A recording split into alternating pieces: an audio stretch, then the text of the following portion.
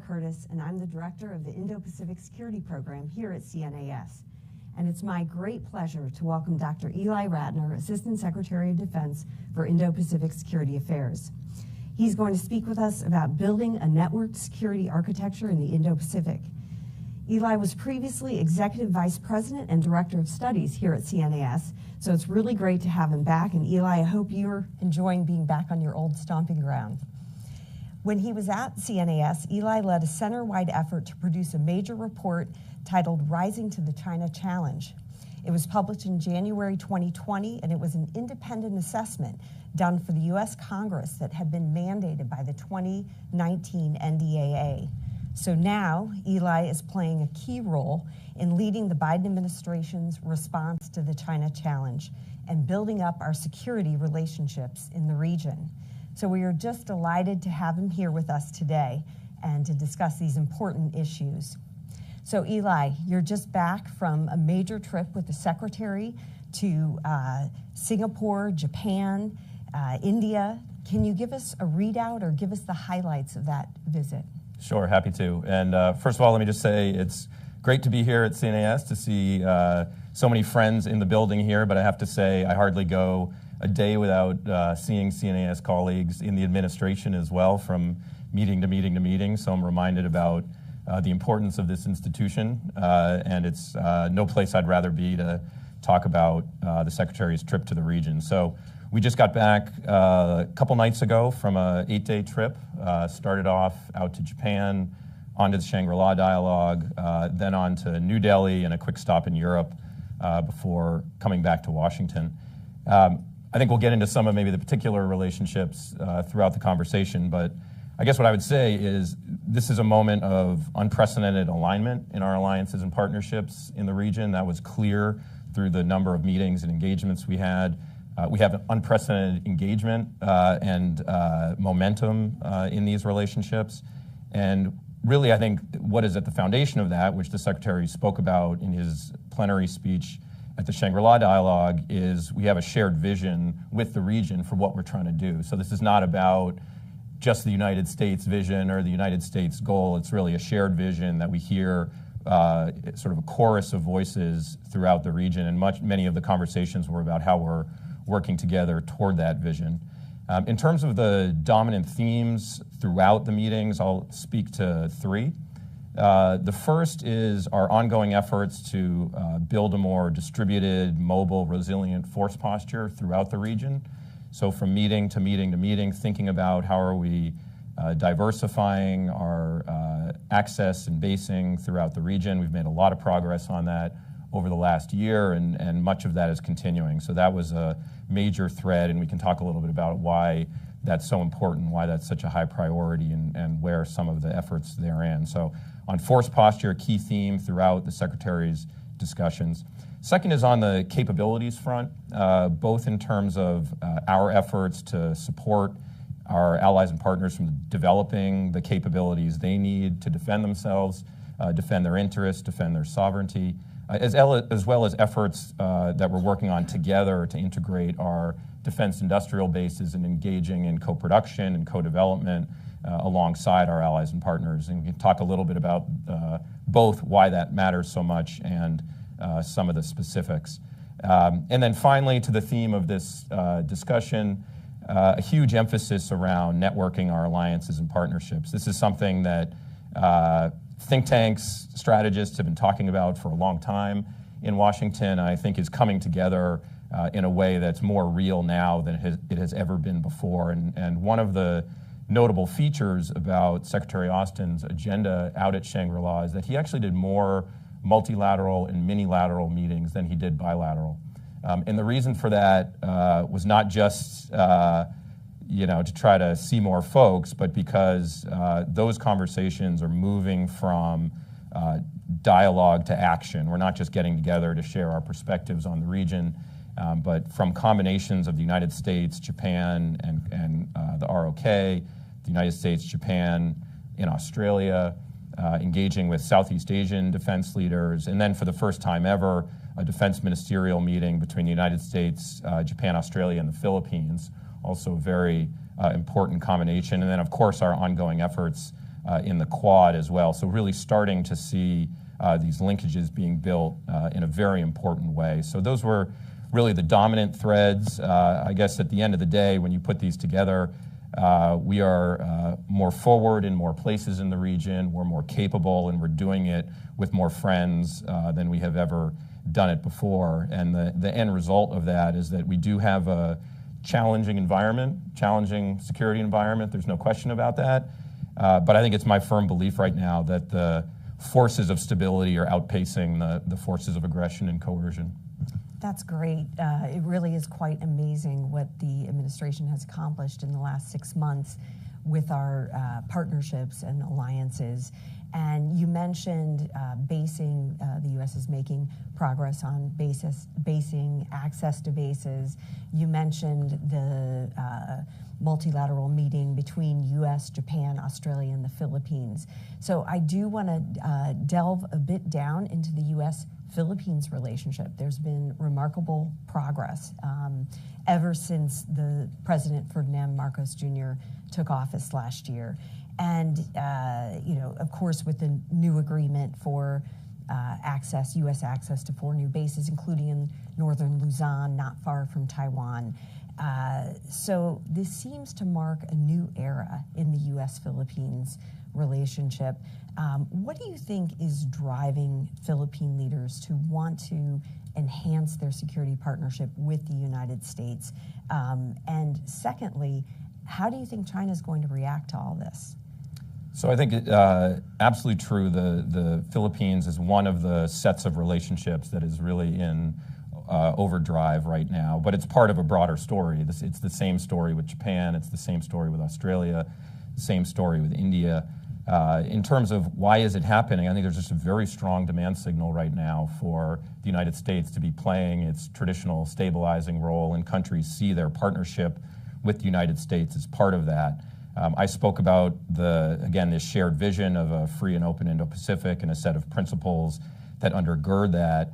I think it's no secret that China's assertiveness and coercion has really underscored the importance of working together to strive toward that outcome. In the context of the Philippines, you're right that the Marcos administration has been an accelerant, but actually the improvements that we're seeing now started toward the tail end of the Duterte administration. I had the opportunity, I got confirmed in late July of 2021, literally on the very next day, got on the plane, got sworn in by the secretary on the plane out to Southeast Asia, where we visited the Philippines, and he had a chance to sit down with President Duterte at the time and started to make headway back toward some of the efforts that we're seeing now. But you're right that under the Marcos administration, we've seen that accelerate in many of the categories that I described earlier. As you said, we have seen approval for 4 new EDCA sites. These are Philippine installations where the United States military has access. These are not U.S. military bases, and there's no intention by the United States to build permanent bases in the Philippines. This is for rotational forces and will provide us the ability to create greater interoperability with the Philippines, respond to a number of contingencies throughout the region, including humanitarian assistance and disaster relief, as well as in the South China Sea. So we're really excited, and the fact that the Philippines is part of that effort to start knitting together our alliances will be, I think, things we're aiming toward later this year and into next year. And I'm hopeful that later this year in calendar year 23, we'll start to see new forms of cooperation, operational coordination between the United States, the Philippines, and some of our other allies.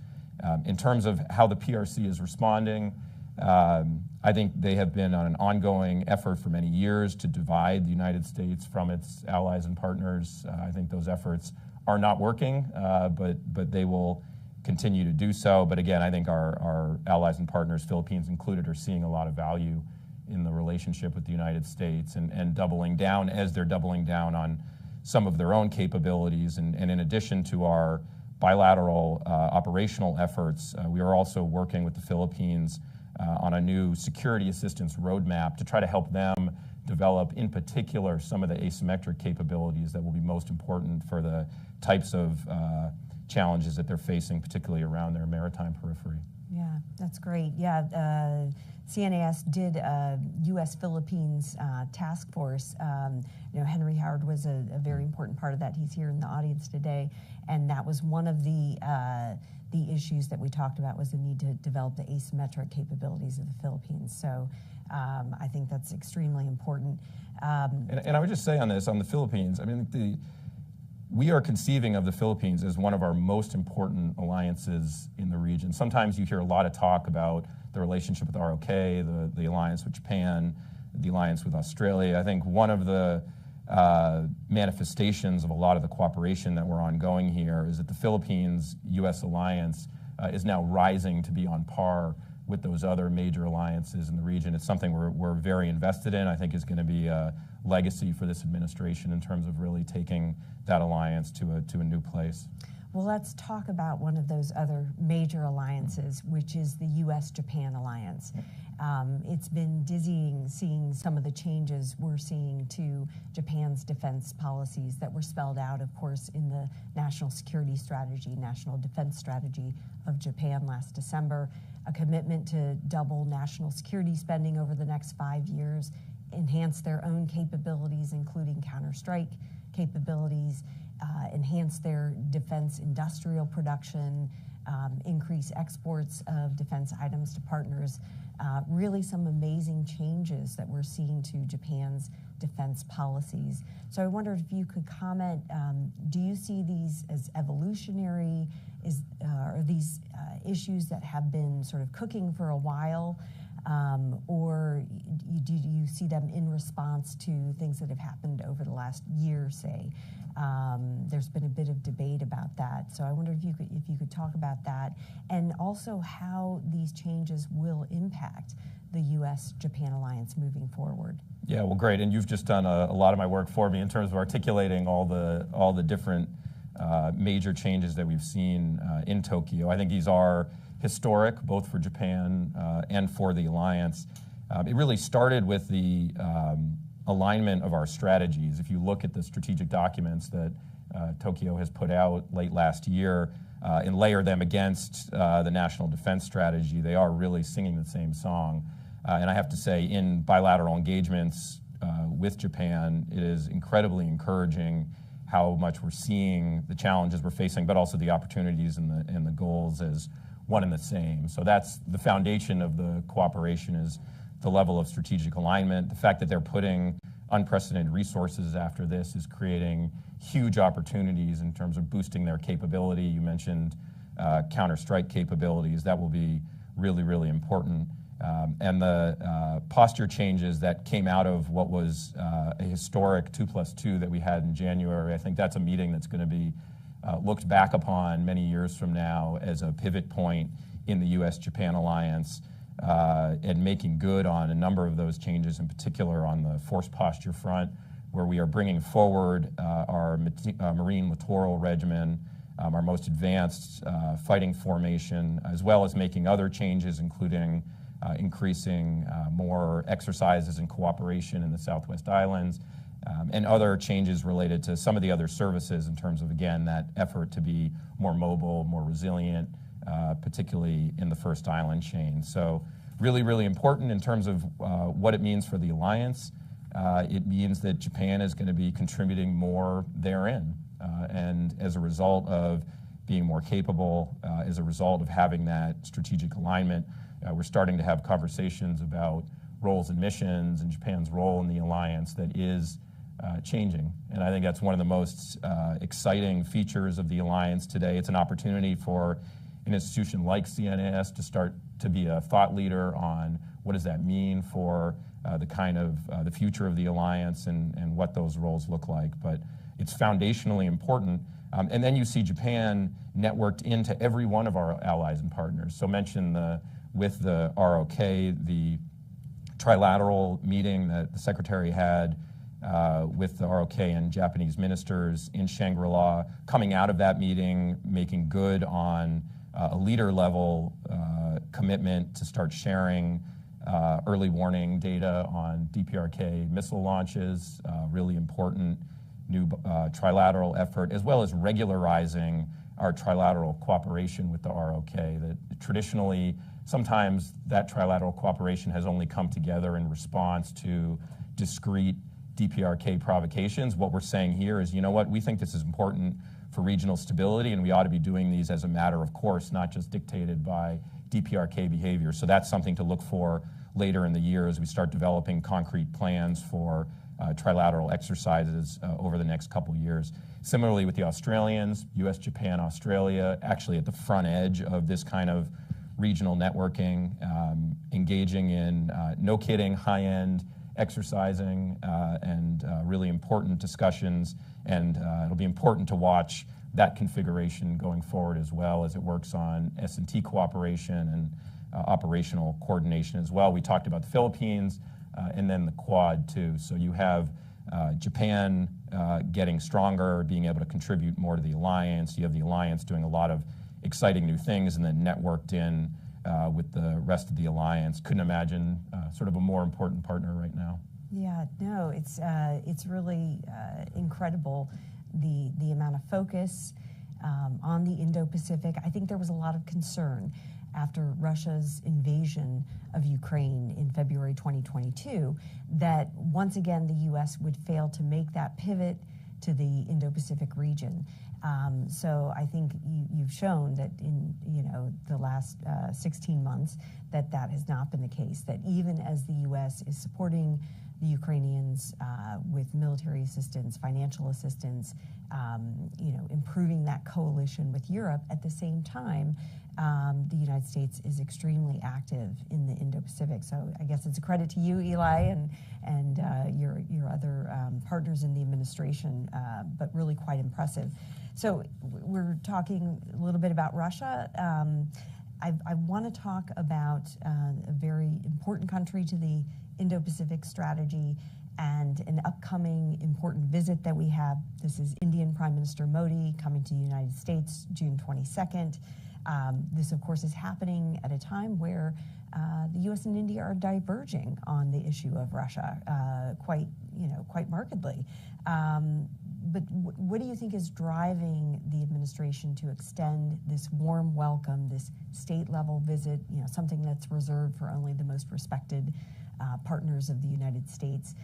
What is driving that warm welcome of Prime Minister Modi to the United States? And if I could tack on a related question, there was a recent article by well-renowned strategic affairs expert Ashley Tellis, who argued that the U.S. should not expect India to help the United States militarily in the event of a potential future contingency in the Taiwan Strait. So I wondered if you could react to that article. Did you find it surprising? Was the argument compelling? Just like to hear your thoughts on that. Sure, and maybe if I could react to your sort of initial prompt about the relationship between what's happening in Europe, in the Indo-Pacific, and then we'll definitely have a few words to say about the U.S.-India relationship, having just returned from Delhi with the Secretary. I think one thing that is really notable about this question of, we've got the obviously Russia's invasion of Ukraine, how is that affecting the emphasis and attention and resources going toward the Indo-Pacific? I think it is incredibly noteworthy and notable that the national defense strategy that the administration put forward, that the Defense Department put forward, even amidst the invasion of Ukraine, identified the PRC as the pacing challenge for the department and identified the Indo-Pacific as the priority theater. And that has manifested itself in the ongoing development of new operational concepts, the investments in the latest budget submission in terms of the capabilities that the administration is focused on, 40% increase in funding toward Pacific Deterrence Initiative. So from a concepts and capabilities front, really putting our money where our mouth is in terms of our focus on the Indo-Pacific and the China challenge. Similarly, in terms of all the changes we've been making in terms of regional force posture, and then the commitment to allies and partners in the region together. I think you put those all together and you see a very robust commitment by the administration. And it's not credit to me, it's credit to the President, Secretary Austin, Secretary Blinken, Jake Sullivan, and the rest of the team, who even amidst the war in Ukraine have said we're going to remain committed to the Indo-Pacific, the ongoing leader-level Quad engagements, leader-level summits, et cetera. So I think we do see that commitment. At the same time, you do see as well major Indo-Pacific partners contributing to Ukraine's efforts to defend itself, whether it's Japan, ROK, Australia, Singapore, a number of countries throughout the region. And the reason for that is I think they see a stake for the Indo-Pacific and what's happening in Ukraine.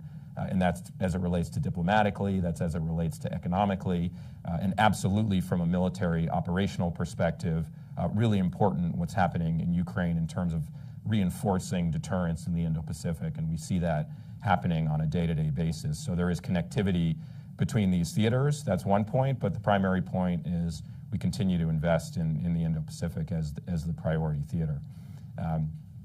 As it relates to India, I did obviously read the Ashley Tellis article. I know it's been getting a lot of attention.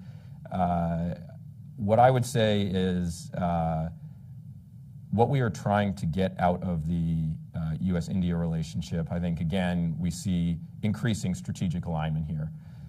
And from our perspective, I think from India's perspective, we do share a vision, again, for a free and open Indo-Pacific. And a strong U.S.-India partnership is a critical ingredient to realizing that vision. I think that's what both sides have understood, that from India's perspective and from the U.S. perspective, that a closer partnership is going to be essential to the manifestation of that vision. And that's in a number of ways. And I would say one of the major thrusts of the bilateral defense relationship, and one of the things we were talking about while we were in Delhi, is this ongoing U.S. effort to support India's military modernization and the integration of our defense industrial bases, more co-production, co-development. And I think that is based upon the belief that a stronger U.S.-India or a stronger India that can defend its own interests, defend its sovereignty, is good for the United States. A stronger India that can contribute to regional security out of U.S. co-production, co-development with India. There is an aspiration to see India as an exporter of security in the region. That's good for the United States. A stronger U.S.-India partnership where we are operating more together in the Indian Ocean, in the South China Sea, possibly even in the Western Pacific, that's in the U.S. interest. And a stronger U.S.-India partnership that is integrated with Japan, with Australia, with the Philippines, with partners in Southeast Asia, that's in the interest of the United States. So when I stack that up, I see a lot of mutual benefit that we're deriving from that relationship, and we're putting our shoulder into it. Great, thank you. Well, I'm already seeing a lot of questions rolling in from our online audience. We have a lot of people here in our in-person audience, and I want to give everybody an opportunity to ask questions of Eli. So if you have a question, please raise your hand. I'll call on you. Wait for the microphone to get to you so everybody on our online audience can hear your question. And please state your name and affiliation. So if you have a question, just please go ahead and raise your hand. And while you're forming those, I'll go to our online question. So the first question comes from Will. And Will asks, as the department works to bolster military cooperation and joint operations with the Philippines and other allies in the Indo-Pacific Command AOR, how is the DoD tackling the hurdles associated with interoperable communications under the umbrella of CJADC2? Okay, that's a very complex but an incredibly important question, which is about how are we communicating with our partners, how are we sharing data, and how are we protecting our networks against increasing efforts to undermine those. And I think that is a theme that we are working within the department, obviously in and of itself, but really important with our allies and partners. And you do see efforts with countries like the Philippines, like with Japan and others, to try to create stronger cyber and information security, which is really the foundations of our ability to cooperate more. And then thinking about, again, from a communications perspective, how can we be more networked bilaterally, but also multilaterally with our partners? Because again, to be able to operate together requires having similar data platforms, similar communications networks, and there is a lot of work being done on that issue. Okay, great, thank you. I see we have at least 3 questions, so I'm going to go to Greg Poling. Greg, if you can wait for the microphone, he's right here. Well, thanks very much, Lisa. And Eli, I'm impressed. I just got back from Shangri-La Monday, and I'm still a bit jet lagged, so I didn't do several more stops afterwards. I wanted to ask you about the dangerous and unsafe air intercepts, not just targeting us, but targeting the Aussies, the Canadians, the Filipinos. What's the level of communication and coordination like among the allies in responding to that? And relatedly, last year at the CSIS South China Sea Conference, you said DoD was working to declassify more information to prove that those are on the rise. Any progress there? Okay, well, thank you for raising that issue.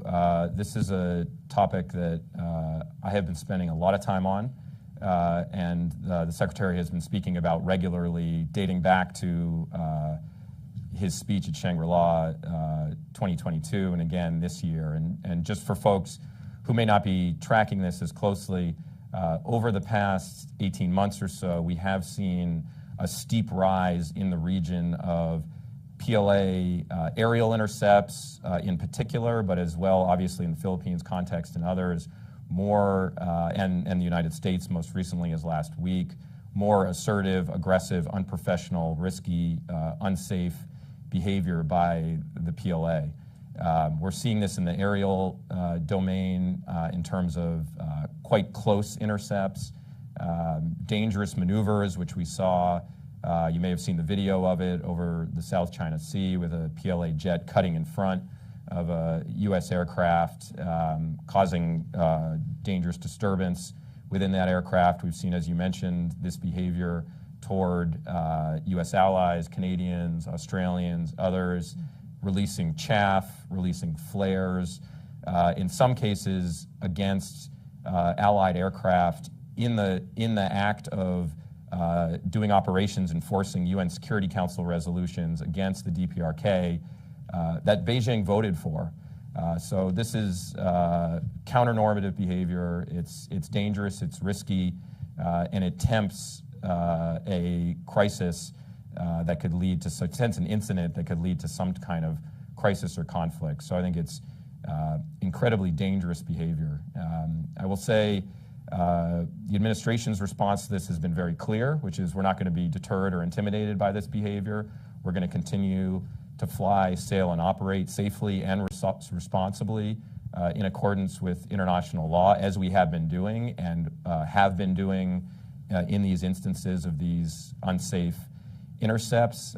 This is a major problem. We have communicated this publicly and privately to Beijing, and they have provided new types of ongoing explanations about why they're doing what they're doing. But I think the fact is it is risky and it's dangerous. And I have personally, as the Secretary, been engaged in more intensive diplomacy with our allies and partners, thinking about how are we going to approach this issue. I've been doing work inside the department on pulling together a number of stakeholders that are associated with this.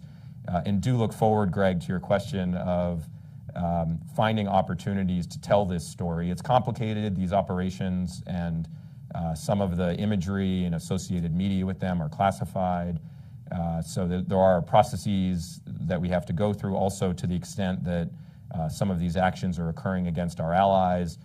That's their story to tell, not ours, and so we have to be coordinating with them. And I'll just say we're in the process of all of that. If we're at an event 6 months from now and I have not delivered on my commitment to try to more publicly share information and multimedia about these events, then I haven't achieved my own objective. So I'm getting after that as much as I can, and I think it's an important story to tell.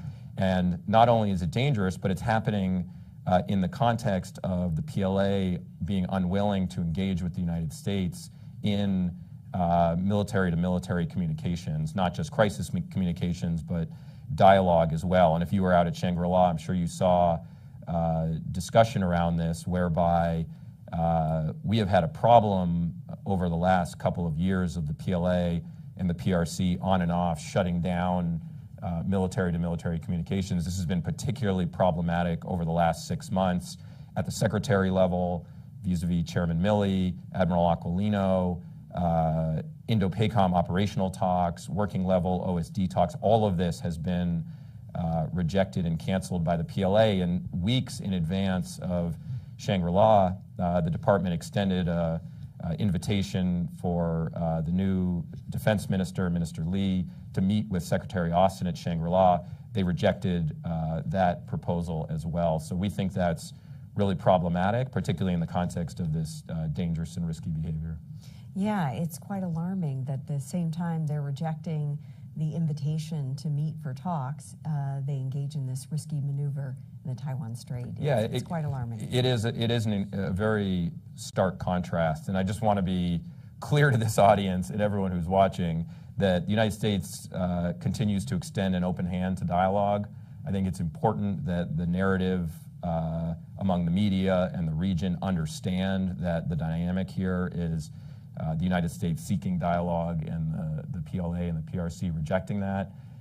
And to the extent that there are these dangerous incidents, sometimes I read these headlines and it says, U.S. Naval ship and PLA naval ship nearly collide, and it makes me want to tear my hair out, because what is happening here is a U.S. naval ship operating with, in this instance, Canada, an ally, in accordance with international law. And it was a very dangerous maneuver by the PLA Navy. That's not two ships almost colliding. That's one ship almost colliding with another operating in accordance with international law, and we ought to be clear about that when we describe these events. Great, thank you. I want to go to Lalit Jha. Please wait for the microphone. Right back here. Thank you. Lalit Jha from PTI. A few questions. I wanted to ask you about the upcoming visit of the Prime Minister. Where do you see the defense relations? What are the key aspects of that, and any deliverables you think would be coming out of it? Secondly, the China Committee recently recommended that India should be included in NATO Plus, 5+1. Where do you stand on that? And if do you have any response to the Ashley Tellis article in foreign policy? What happens if India doesn't send foot on the ground on Taiwan, or doesn't support the Taiwan issue? Thank you. Yeah. Okay. So on the broader question of where are we in the U.S.-India defense relationship and what to be looking for when Prime Minister Modi comes here to Washington for a state visit later in the month, which again I think will be a historic visit, setting new benchmarks for the relationship, and again I think will be looked back upon similar to how the Japan 2+2 earlier this year was a pivotal moment in the relationship. I think people will be looking back on this visit by Prime Minister Modi as a real springboard for the U.S.-India relationship. As it relates to the defense set of issues in particular, and part of what Secretary Austin was doing in Delhi was advancing a number of bilateral issues, but also getting prepared for the Prime Minister's visit to Washington, finalizing particular agreements and initiatives that we're working on. Among the priorities there, clear, again, strategic alignment around the question of co-development and co-production between the United States and India. On the defense side, this is a priority for Prime Minister Modi to strengthen India's indigenous defense industrial base, as well as advance India's military modernization, and for all the reasons I said earlier, that's in the interest of the United States. So we had obviously Jake Sullivan and National Security Advisor Doval here in January launching the ISET, this new initiative to try to bolster technology cooperation between the United States and India, and there's a very strong defense component of that we are looking to advance. And I know there have been efforts at this at the past. Sometimes there's skepticism around, is it going to be real this time? My answer is, I think all signs are pointing toward yes, it's going to be real, and we're going to have some really big, historic, exciting announcements out of the Prime Minister's visit in terms of particular projects around defense industrial cooperation. So that's one major focus that we spent a lot of time talking about, hear more about. We are also enhancing our operational coordination in a number of different places, a lot of focus on the Indian Ocean, a lot of focus on the undersea domain, as well as new domains, space and cyber, and new efforts around information sharing as well. So I think if you look at the development of the U.S.-India relationship, and there are a number, Lisa, yourself, Richard Fontaine, a number of people here who have been working on this relationship for decades, it's really unbelievable how far the relationship has moved over the last couple decades, and I think that's true now more than ever. Absolutely. Great. I think Jake Stokes from CNAS. Jake. Hi, Jake Stokes with CNAS. Thank you for being here, Eli. It's great to see you again. My question is, can you talk about the state of the nuclear balance, particularly in East Asia? Of course, we've seen China modernizing its nuclear arsenal, both in number and sophistication. Similar trend in North Korea, also adopting a more aggressive nuclear use doctrine. And we've seen some of the responses, particularly in South Korea, but also more quietly in Japan. So I wonder if you could talk about how you assess the kind of state of the nuclear balance and what you're doing to reinforce extended deterrence with our allies in the region. Thank you.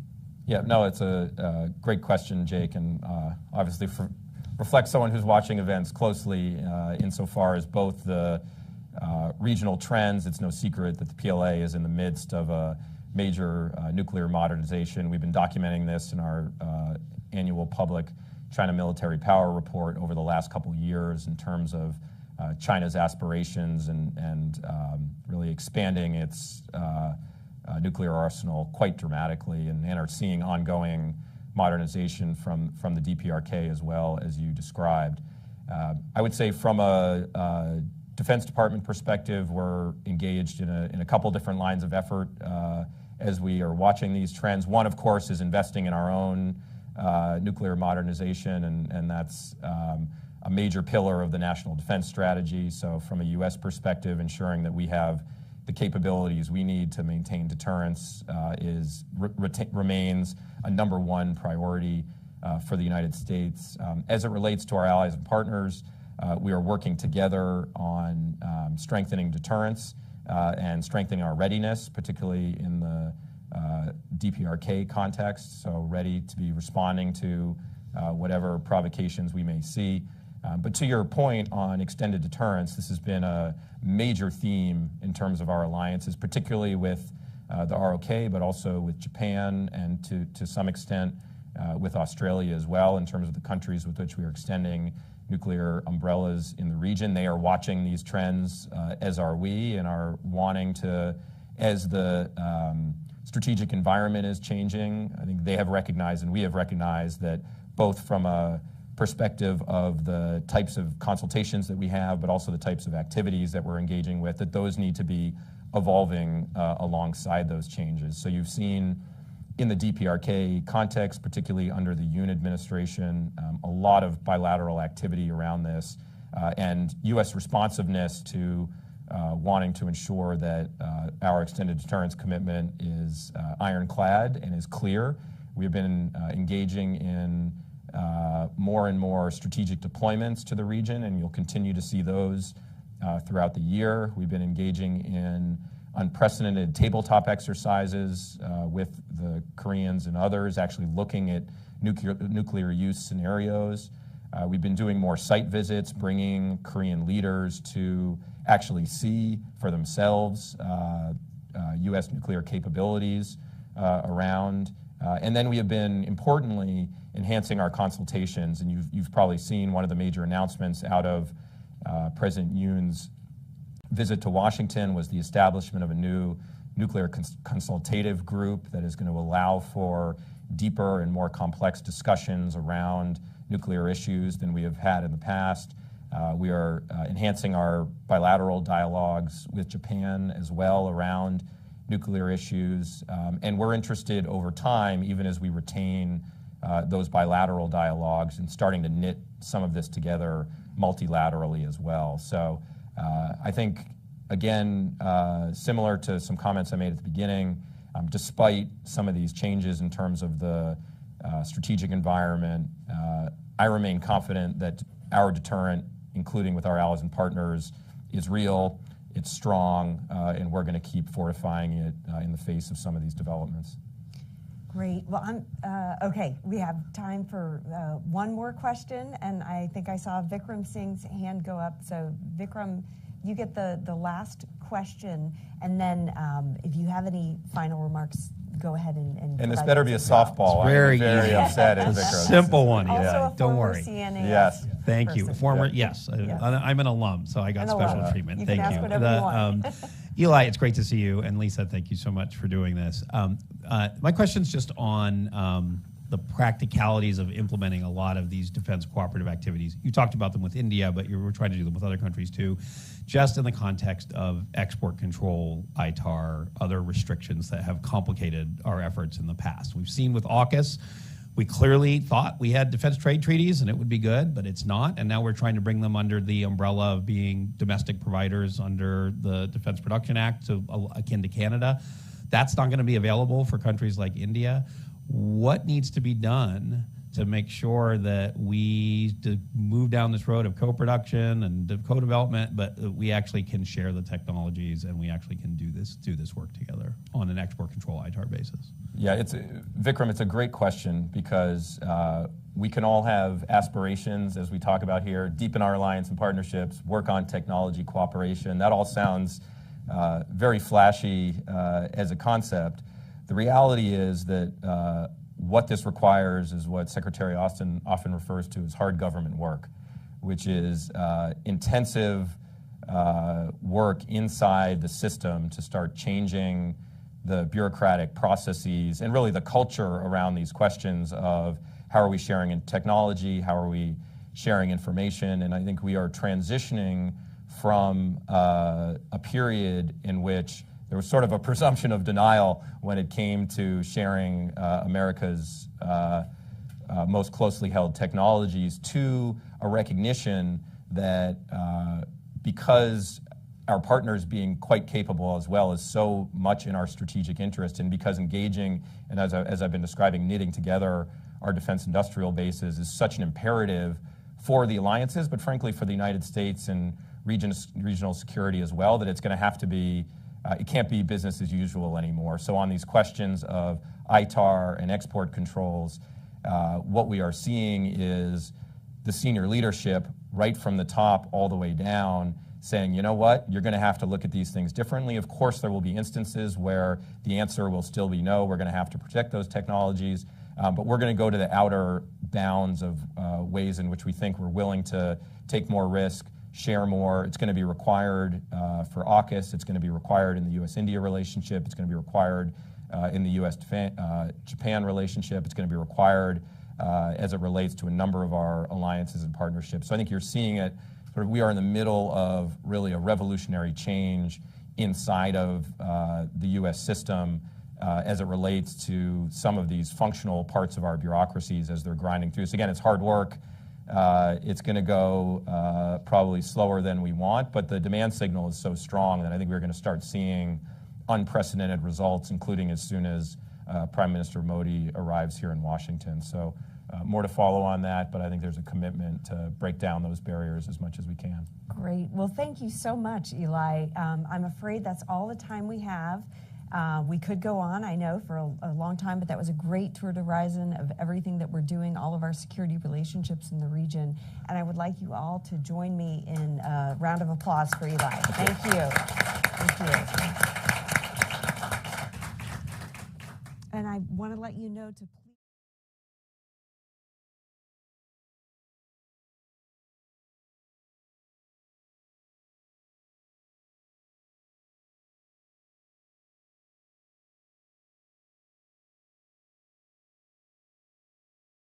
A Russian man claiming to hold top-level secrets about Russian advanced bombers has just turned up at the U.S. southern border, seeking asylum.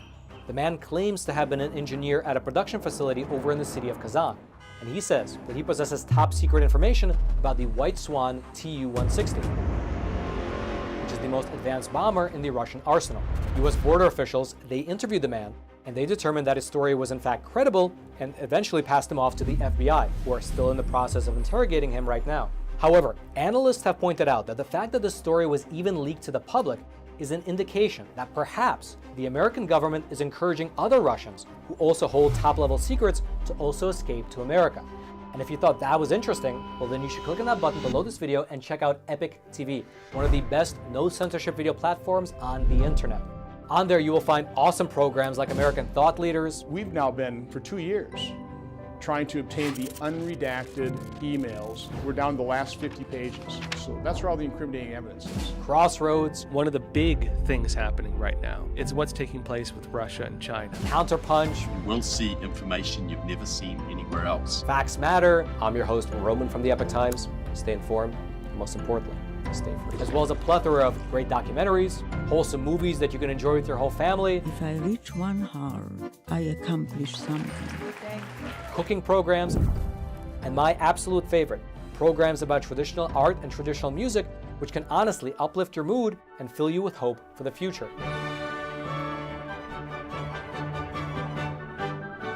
And the best thing about Epic TV, at least in my opinion, is that there's no corporate backing and there's no allegiance to some anti-American agenda. How dare you come to this peaceful community and try to scam these people? What the hell are you talking about? But rather, it's just good, honest, wholesome content that's based in truth and tradition. I saw him. It was incredible. Something that you can actually sit down with your whole family and enjoy, knowing that some ideology is not about to be pushed upon you. And who's fighting it? We're fighting it here at Epoch Times, and we need to keep bringing you the news. And so again, if you'd like to check out Epic TV, just click on that button below this video. You and your family will absolutely love it.